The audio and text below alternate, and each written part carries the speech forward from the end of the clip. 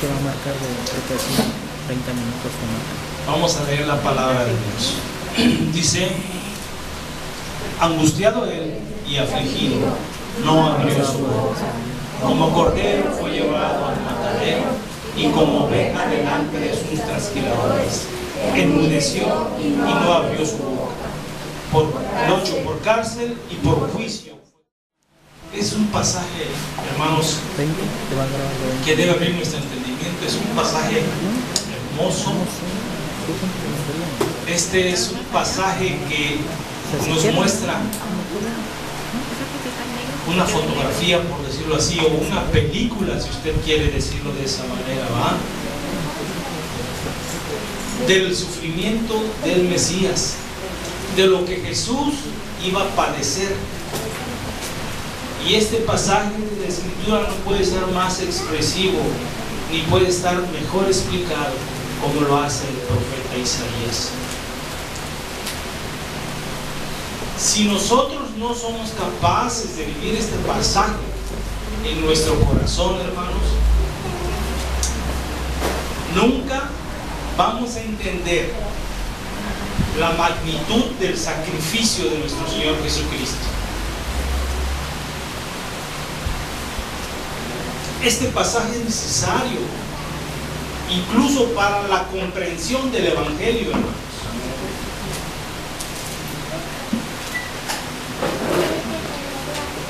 Este pasaje nos habla de nuestra salvación.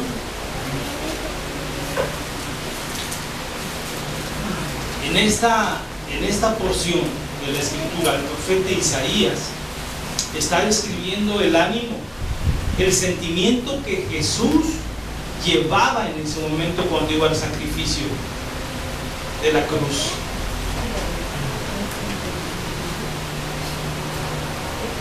Y la manera en que Él ha llevado a el Señor Jesucristo, la manera en que lo injuriaban, dice, en que lo hostigaban por proclamarse el Hijo de Dios, por anunciar las buenas nuevas de salvación para los hombres. Isaías dice que nuestro Señor Jesús iba, como dice el versículo 7 al principio, angustiado. Dice, nuestro Señor Jesús iba angustiado. Pero tal vez nosotros tenemos una definición de angustia, ¿verdad? ¿Y qué es angustia para nosotros? La angustia es un momento de intranquilidad, ¿verdad? De inquietud intensa, ¿verdad? Cuando tenemos un peligro enfrente o hay alguna cosa que esté causando tensión en nuestra vida, ¿sí? Entonces viene la angustia. Pero reflexionando acerca de nuestro Señor Jesucristo, no podemos pensar que Él iba angustiado de esa manera, ¿verdad? Puesto que Él mismo estaba poniendo su vida en ese momento, y Él iba a saber, Él sabía a lo que se iba a enfrentar, ¿sí? Entonces, angustiado no puede ser que iba el Señor. ¿Por qué dice la palabra de Dios entonces que iba angustiado? La palabra que encontramos en esta profecía de Isaías viene del hebreo nagas, que quiere decir hostigar, ¿sí?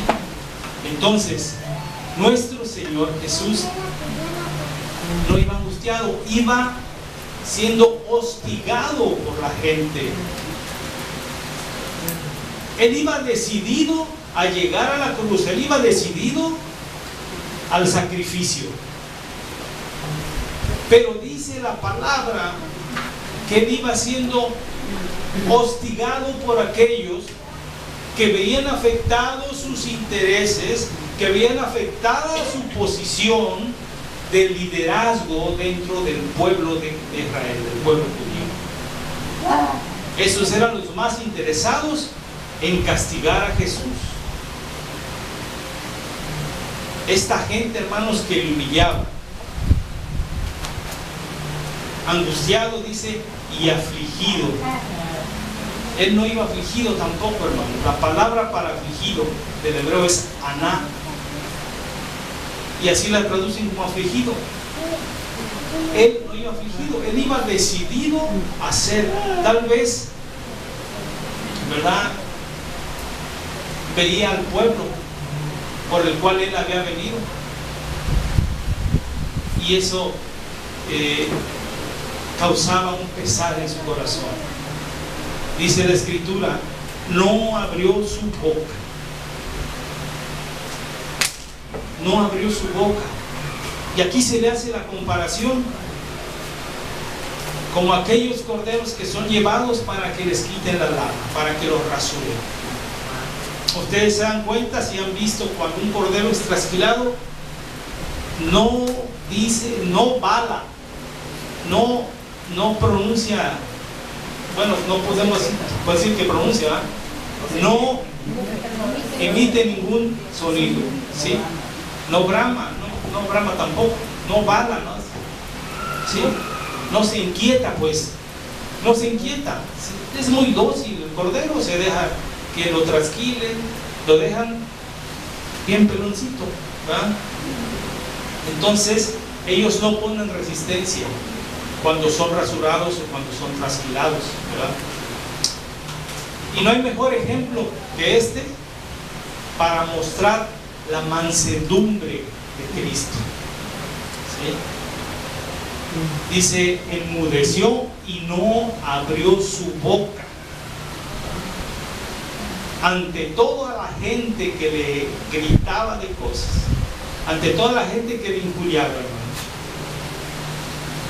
El hombre no abrió su boca. El hombre capaz de dominar su lengua, creo que es el único que lo ha podido hacer, ¿sí? No contestó ni una injuria,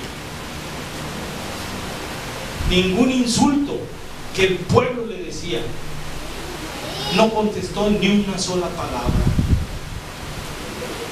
Este era el carácter, hermanos, de nuestro Señor Jesucristo.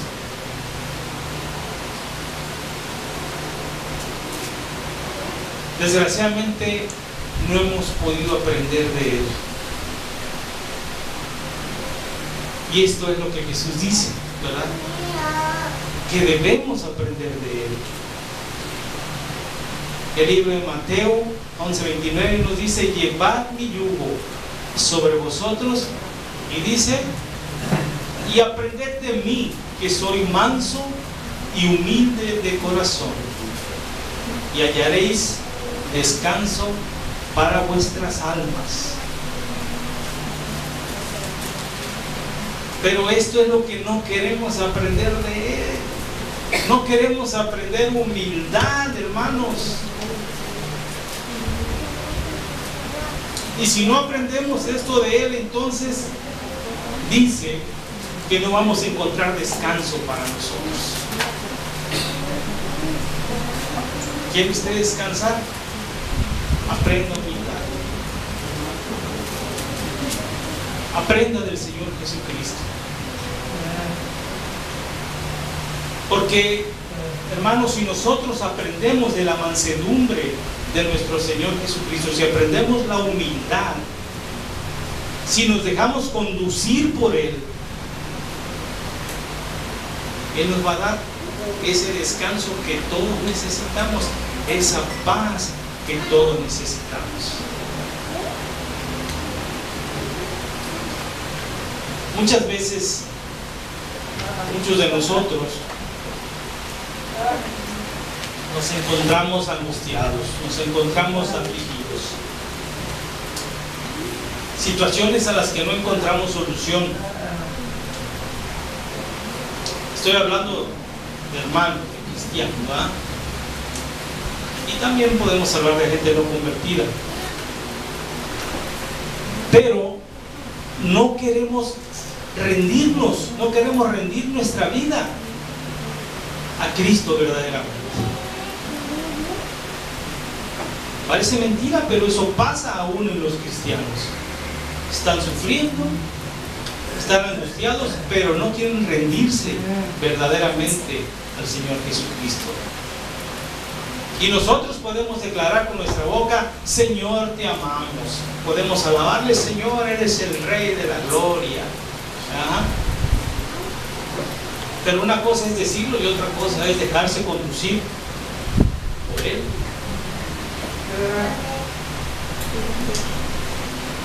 ¿Hasta qué punto, hasta dónde podemos llegar nosotros sin la dirección del Señor?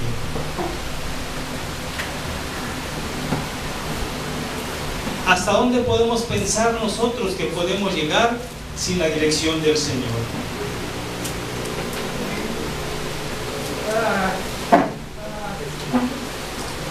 ¿O hasta qué punto nosotros podemos creer que estamos haciendo las cosas bien, que estamos actuando de acuerdo a la voluntad de Dios?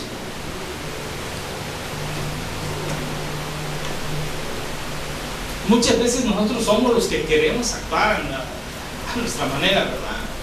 Sin tomar en cuenta al Señor, sin dejarnos que Él nos salve primero.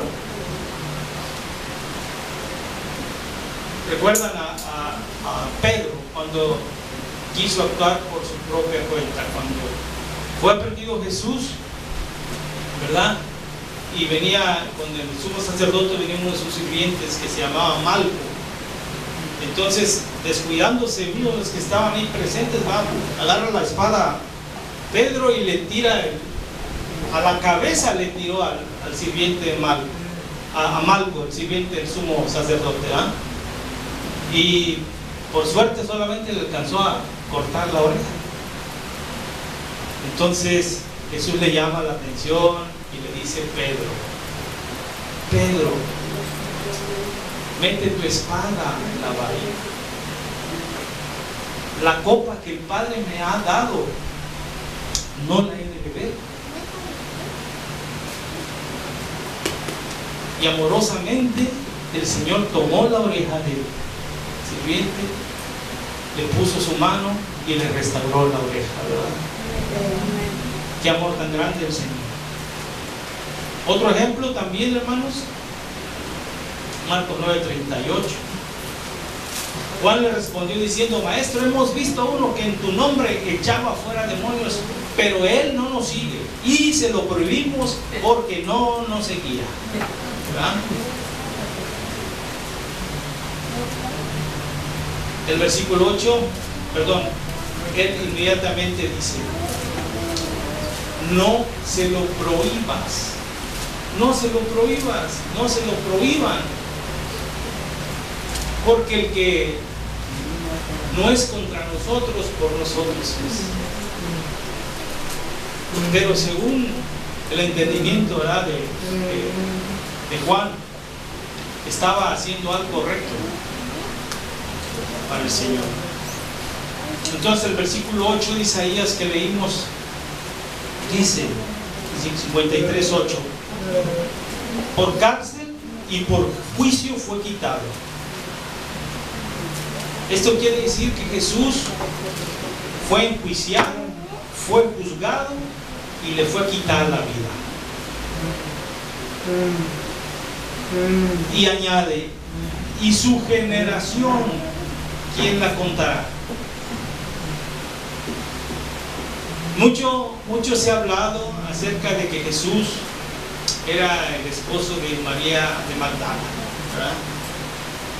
Hay por ahí una película que se llama El Código Da Vinci, que expone ese criterio de que Jesús tenía una esposa y que era María Magdalena, ¿verdad? Pero muchas veces hay que emplear el razonamiento lógico en la escritura también. Hay ciertas reglas para entender la escritura, y una de ellas es usar la lógica también, hermanos. La principal es pedir entendimiento del Espíritu Santo. Ese es por sobre todas las cosas, ¿verdad? Pero tú puedes utilizar tu lógica, ¿verdad?, para entender también la palabra. Ahora, sabiendo que Jesús Jesús sabía lo que iba a padecer, más bien, ¿verdad?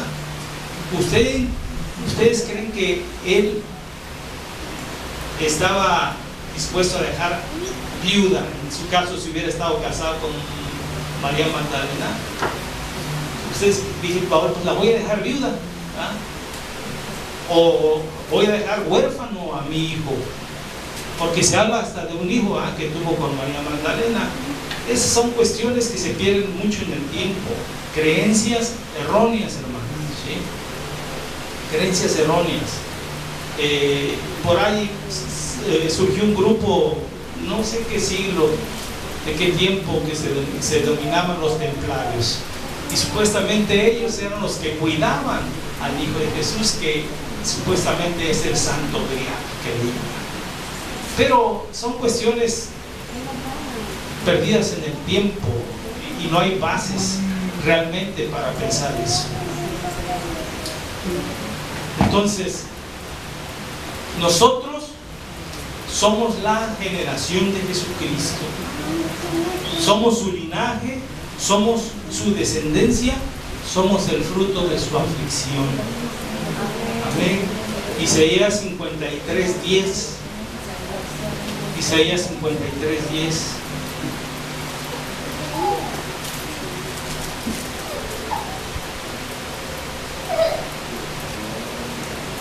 Con todo eso, Jehová quiso quebrantarlo, sujetándole a padecimiento. Cuando haya puesto su vida en expiación por el pecado, verá linaje, vivirá por largos días, y la voluntad de Jehová será en su mano prosperada. ¿Sí? Así que después de su aflicción, habiendo después puesto su vida, después de haber puesto su vida, él dice en la Escritura que vería linaje, y nosotros somos ese linaje. ¿Sí? En el mundo entero, en ninguna parte de la historia se ha encontrado que alguien haya expuesto su vida para expiación del pecado. Únicamente Jesucristo. Nadie voluntariamente ha puesto su vida para salvar a los hombres del mundo. ¿Usted conoce de alguno? Por favor, ilústreme, porque a veces he platicado con unas personas. Sí, ya hubo otro. ¿Quién fue? ¿Quién fue? Y no saben qué decir, ¿verdad? Pero Jesús fue el único que puso su vida para salvar a los hombres del mundo. No hay nadie más, ¿verdad? Juan 15:13 dice: nadie tiene mayor amor que este, que uno ponga su vida por sus amigos, ¿verdad? No se puede comparar el amor que el Señor nos tiene. Y nosotros, hermanos, para poder realmente apreciar y agradecer al Padre, porque fue el Padre el que envió al Hijo, lo que hizo por nosotros, ¿verdad? Enviar al Hijo. Es necesario que se comprenda, que se entienda lo que voluntariamente Jesús hizo para darnos salvación. Es necesario entenderlo. Decía la profecía de la hermana: recuerda mi sacrificio. Sí lo recordamos, pero hay que entenderlo, hermanos. No es suficiente recordarlo, hay que entender ese sacrificio.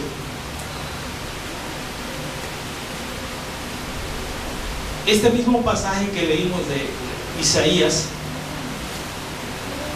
era el que venía leyendo el eunuco, el que nos habla Hechos 8. Vamos allá, Hechos 8. Vamos a empezar con el versículo 27. Hechos 8, 27.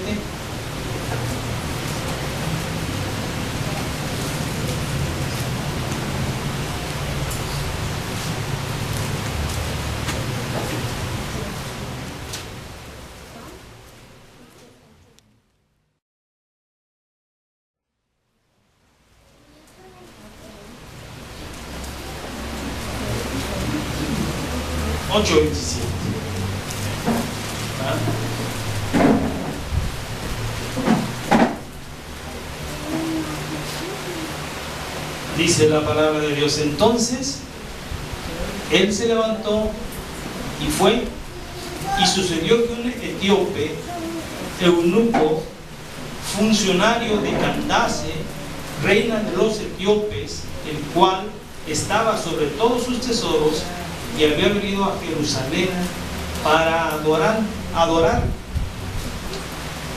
Dice la palabra 28, volvía en su carro y leyendo al profeta Isaías, y el Espíritu dijo a Felipe: acércate y júntate a ese carro. Venía leyendo Isaías 53, del 7 al 8. Notemos aquí, hermanos, que la palabra dice que fue el Espíritu Santo el que dijo a Felipe que se acercara al carro. Y se acercó, ¿sabe por qué? Porque el mismo Espíritu estaba escudriñando el corazón del eunuco que estaba leyendo, que estaba su corazón abierto, que su corazón estaba dispuesto para entender la palabra. Su corazón estaba dispuesto para recibir al Señor Jesucristo. Y esto nos habla, hermanos, de que el Espíritu Santo está presto para acudir en nuestra ayuda, tanto para entender la palabra, para comprender la palabra, como el caso de este eunuco, y también para dirigirnos a realizar su obra, como el caso de Felipe, porque fue Felipe el que fue dirigido por el Espíritu Santo a explicarle al eunuco lo que estaba leyendo. Y también, hermanos, sucede actualmente, nos puede suceder a nosotros muchas veces. El Señor envía a alguien para que nos explique, para explicarnos lo que no entendemos. Y ciertamente muchas veces el Espíritu Santo nos habla por revelación, algunas veces nos habla por una predicación, porque muchas veces tenemos dudas también. Pero el Espíritu Santo siempre nos puede aclarar cualquier duda que surja en nuestro corazón. Dios mismo nos puede aclarar la duda. Entonces leemos el versículo 30 de Hechos, que estábamos leyendo. Dice: acudiendo Felipe, le oyó que leía al profeta Isaías y dijo: ¿pero entiendes lo que lees?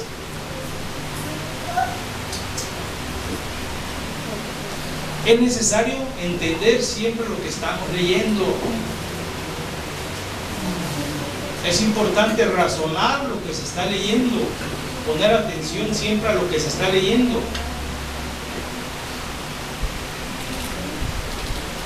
Entonces, él le dijo, el eunuco le dijo: ¿y cómo podré si alguno no me enseñare? Dice, y rogó a Felipe que subiese y se sentara con él. El pasaje de la escritura que leía era este: como oveja a la muerte fue llevado, y como cordero mudo delante del que lo trasquila, así no abrió su boca. En su humillación no se le hizo justicia, mas su generación, ¿quién la contará? Porque fue quitada de la tierra su vida. Respondiendo el eunuco, dijo a Felipe: te ruego que me digas de quién dice el profeta esto, de sí mismo o de algún otro. Entonces Felipe, abriendo su boca, dice, y comenzando desde esta escritura, le anunció el evangelio de Jesús. Pero el punto de partida fue Isaías 53, del 7 al 8.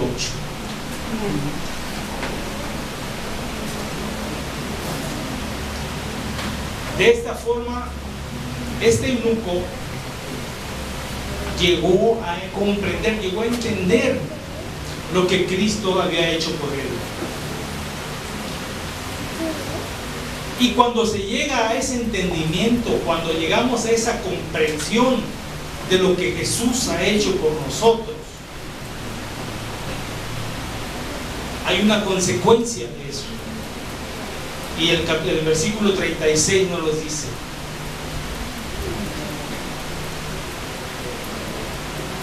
Dice, y yendo por el camino, llegaron a cierta agua, y dijo el eunuco: aquí hay agua, ¿qué impide que yo sea bautizado?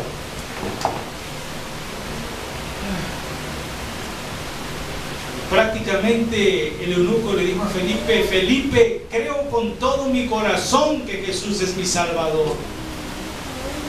Creo que Él dio su vida por mis pecados. Entonces el bautismo en agua es consecuencia de haber creído verdaderamente en el Evangelio de Cristo. Es consecuencia de una fe verdadera, no una fe fingida, no una fe con hipocresía. Es consecuencia de que yo creí y acepto al Señor Jesucristo y creo que Él es mi Salvador. Entonces me bautizo porque he creído verdaderamente.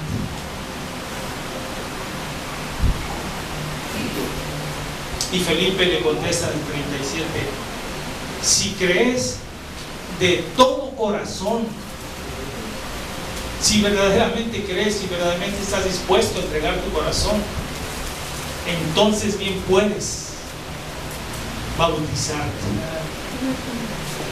Y respondiendo dijo: creo que Jesucristo es el Hijo de Dios. Amén. Estas palabras solamente las puedes declarar cuando has creído con todo tu corazón. El único impedimento, hermano, para no bautizarte es no haber creído la palabra.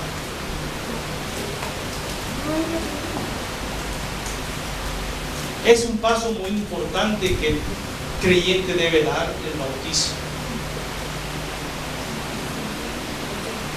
Muchas veces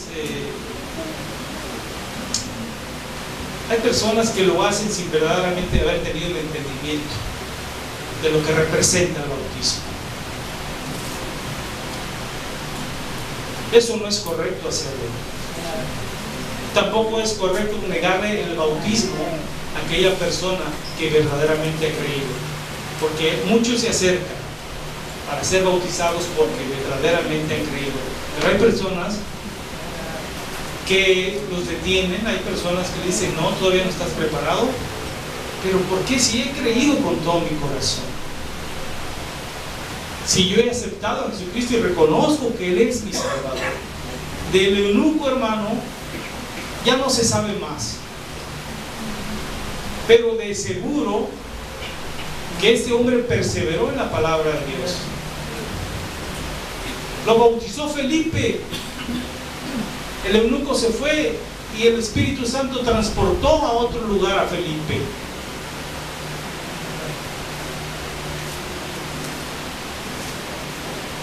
Es necesario comprender lo que Jesús hizo por cada uno de nosotros.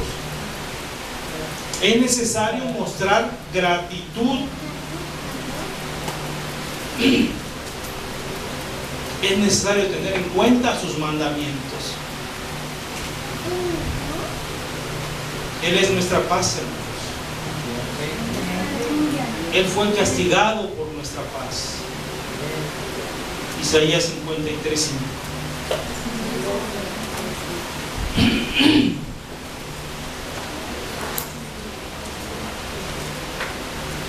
Mas Él herido fue por nuestras rebeliones, molido por nuestros pecados. El castigo de nuestra paz fue sobre Él, y por su llaga fuimos nosotros curados.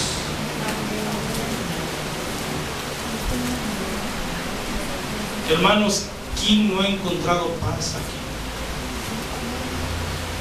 Seamos sinceros, ¿hemos encontrado la paz verdadera? tenemos paz verdaderamente en nuestro corazón. Yo le voy a decir quién es el que no encuentra la paz. El que no se deja dirigir por Él. El que no ha comprendido la magnitud del sacrificio de Jesús.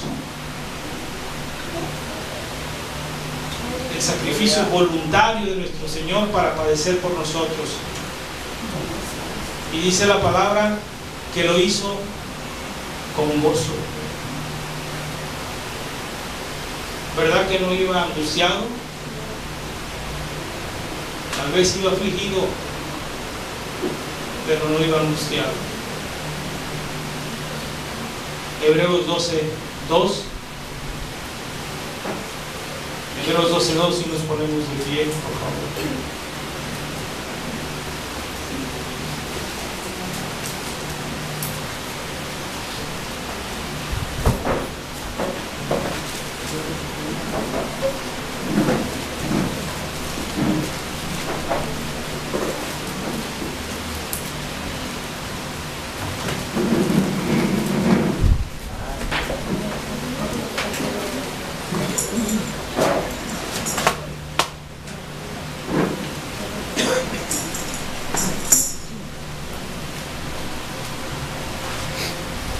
Dice la palabra del Señor: puestos los ojos en Jesús, el autor y consumador de la fe, el cual, por el gozo puesto por delante de él, sufrió la cruz, menospreciando el oprobio, y se sentó a la diestra del trono de Dios.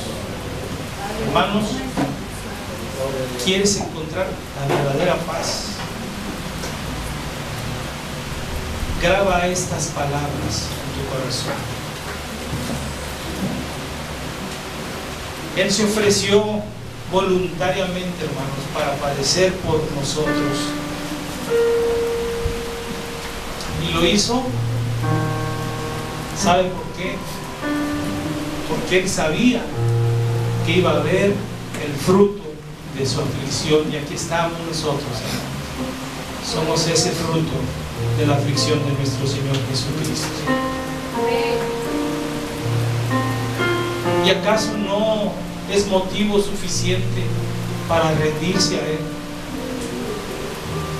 ¿Acaso no es motivo suficiente para entregarle tu vida tú también? Que Él no te la exige, porque quiere que lo hagas como lo hizo Él, voluntariamente. Él no te forza, hermano. Lo único que quiere es darte paz, que le alabes, que le conozcas,